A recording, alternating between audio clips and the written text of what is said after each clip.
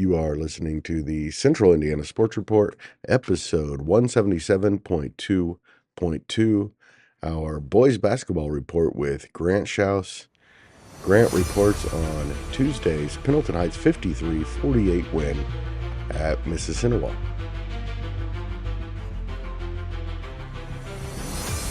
You're listening to the Central Indiana Sports Report with your host, Greg Mengelt. Grant, you had a wild one tonight at Mississinewa. Yeah, it was a bizarre ending. It was one of the more crazier games I think I've seen all season from the journalist perspective and of course the broadcaster's perspective. It was a really good game, and Pendleton Heights got up early. They were up 19-11 at the end of the first, and Mississinewa came out and kind of dominated the second quarter, had the lead at half, 28-26. Their defense in the second quarter was just huge, and that's what got them back in the game. And then in the third quarter, is kind of the momentum went back towards Pendleton, and it was just a shift of momentums, back and forth between both squads. And so with about a minute to go, Pendleton Heights hit a three to take the lead. They hit a three to make it 48-46. They're down 46-45.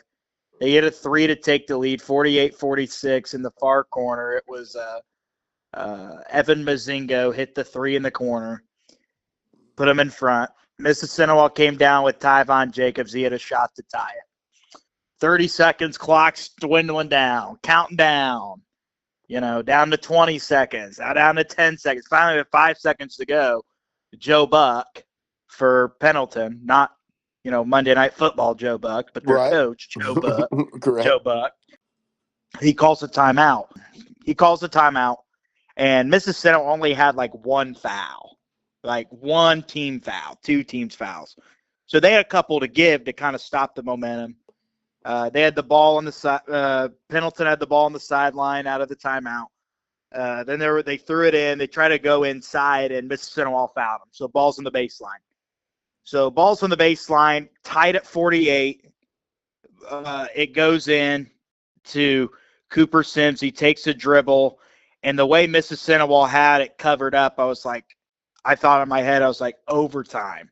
I was like, he's going to force something up and miss it just because he didn't have a real good look at the basket.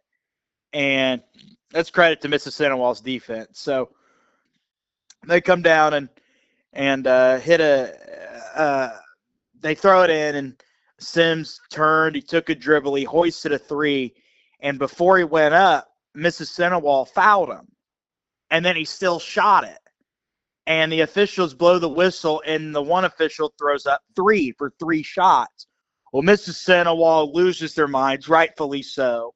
And the officials got together to see if it was on the floor or if it was a shooting foul. Of course, no replay, so you kind of just have to go off of what you remember off the top of your head. And they hit they called it a three-shot foul, and Coach Brooks was very, very upset, and he should have been, and he got a technical foul. And keep in mind, there's no time on the clock. Right, so they add 0.5 of a second, and the guy missed the first two, and then he hit the second one, make it 49-48. Game's over. And then he has the two technical free throws, which he hit. He hit the two technical free throws, and it made it 51-48. But of course, they still get the ball. So Mississinewa fouled before the ball got in, and then Pendleton hit two free throws, and they ended up winning the game. But and look, I don't want to be, critical on officials, but Mississinewa got absolutely hosed at the end of that game. And I'm not saying they would have won because the game probably would have gone to overtime. I'm not saying they would have won, but it could have been a different outcome. And I, in my opinion, in that situation, as an official, you let the kids decide the game. You don't decide the game unless it's obvious, unless you have to call a foul. And they had to call a foul because Mississinewa fouled him, but I don't think Cooper Sims was in the act of shooting. And that's not to take anything away from Pendleton. They did nothing wrong. I just don't think this one. I just think it could have been a different outcome if the officials had not gotten in the way. And it's a shame to say that because it was such a good game, and you hate to see it end like that. But that's why they're refereeing the game, and that's why we're calling the game. So, Well, Grant, the one thing I'll say about this is coaches make mistakes, players make mistakes, officials make of mistakes. course. So, Grant, it was really a game of runs. It seemed like every time a team maybe took control or got momentum, the other team took it back. Yeah, it was what we called the exchanging of blows. You know what I mean? And it was a great game. Absolutely, It yeah. really was. And I think if that game goes into overtime, I'm not saying I honestly don't know who would have won it. I think it all depends on who would have. I think it all would have depended on who made the final push there in overtime. So I would have liked to seen it go to overtime. Believe it or not, I've not called an overtime game this year. Whoa. So I don't think I've seen an overtime game this year. So You've the seen a lot of JV them. game, except the JV game went to overtime. Of course. Mississippi, yeah, those are the two worst words in high school sports. But And that's a uh, big win for Pendleton Heights that really has been in need of some big wins. they have some dudes on that team that are good. Yes, I they mean, do. They play a really tough schedule, and yeah, when they're healthy, man, I've been impressed with Ashan Singh. I've been impressed with yeah. Cooper Sims. When I've watched them play, The big guy for Joe them tonight, Estes. Yeah, Joe yeah. Estes is a good one. The Yeah. big guy for them tonight was Evan Mazingo. Oh, He and had Evan 21 Mazinga. points. Yeah, that Yeah, he was he hit kind of some big expected. threes. He was the guy coming into the season who was kind of expected to be the leader. The other three, I feel like, have kind of come not from out of nowhere because Sims was pretty good last year, but really Right. made big strides. Well, Sims averaged 18 points a game coming into tonight, and Mississinewa, I think, only held him to 12. So, give credit to their defense. But, I mean, Pendleton, they stepped up and made plays when they had to make plays. And Joe Buck, their head coach, is that guy's a really good coach. That's the first time I've seen Yes, him he is. coach, and I was really really impressed with how he got his kids grouped together and made the necessary adjustments. That guy is a high level boys basketball coach. That is that's a really good win for Pendleton. They're 7-12, and that schedule doesn't do them any favors. But man, would not be shocked if they don't get in the tournament if they get a good draw and win a game or so with Pendleton Heights. They're that Yeah, loaded section with that Greenfield, sectional, and man, is it's loaded, loaded. man. Yeah, Greenfield and Anderson. You just got to Mount hope when the Vernon. draw comes out, Mount Vernon, you just Yeah. got to hope that Greenfield and Anderson can get on opposite sides of the bracket. Yeah. And for Mississinewa, disappointing loss, but that's a pretty good performance. And who played well, Grant? Keontae Woods led them with 14 points and 10 rebounds. So he had a double-double, and he came in only shoot. He was 4 for 9 from 3 coming into the game tonight. And he walked out of that gym tonight 6 for 11. He went 2 for 2 from 3. It's a guy that, he hasn't shot a whole lot of threes. So, you can't really make him the 3-point percentage leader. He's shooting probably over 44% now with those 2 made ones. But they just, that was just huge for him to hit some shots, kept them in the game. I've watched a lot of Mississinewa games on YouTube and such, and I haven't seen him take many. So I'm a little surprised that you're even telling me that he's taken some. So the fact that he's 6 took for 2 11 tonight, is and he made impressive. both of them. Yeah, the fact But that he's 6 for 11 is impressive. You kind of got to account for that now, don't you? A little bit. I mean, the guy. I mean, let's face it. He's not a 3-point shooter first. This is a guy that wants to get it inside and work on the block. And I wouldn't say he's unstoppable because there are ways, I think, as a coach, you can slow him down. But if he gets going and if he gets on a roll, then he's tough to stop.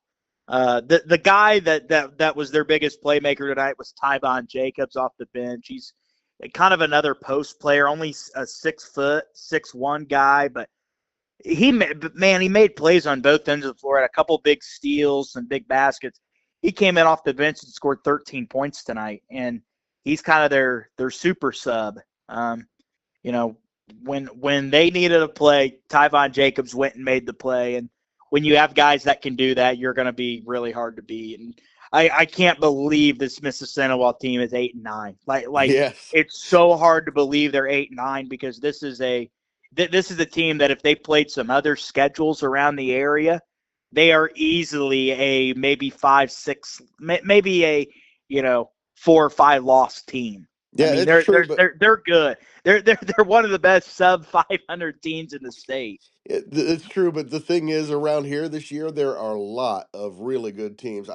Maybe not as many elite teams as a few years, but there are a lot of really good teams, especially in the Yep, 2A, 3A type range, and and they're very well everybody's coached schedule's been too. pretty tough.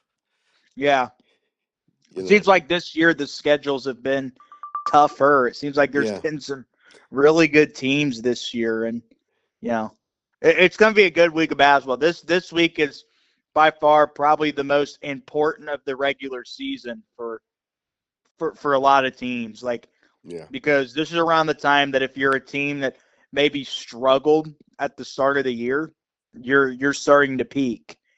And you take Marion for example tonight. They beat Warsaw at home, and Nice this win is a for team them. that this is a team that lost 7 in a row in January. They didn't win a game in the month of January. They won 3 down. They just beat a top 5 team on their home floor. So that's huge. Like that's just so big for them. I'm just using them as an example, but Yeah, you have Elwood got its teams that second win in a row tonight. yep, that's big for them. Again, you're starting to see teams come together and gel at the right time, which is what you want as a coach here in late February going into March. All right, Grant, thank you so much for your time, and go IU. I hope they get a big win tonight. Yep, I'm watching. I'm trying not to get frustrated while I'm on the phone with you. So, Thank you so much to Grant for spending some time with us to talk about the Pendleton Heights Mississinewa game for you. And by the way, the daily update is coming up, and IU did win that game against Michigan State. We'll have that, Purdue, Pacers, and of course, the full night of high school basketball. We'll also have a boys basketball scoreboard um, mid afternoon for you. If you don't want to miss a single segment, please like, subscribe, or follow us. We are at YouTube, Amazon, Apple, SoundCloud, and Spotify. Search Central Indiana Sports Report. We are easy to find. And if you'd like to help us out, it would help a ton if you would tell your friends about the Central Indiana Sports Report.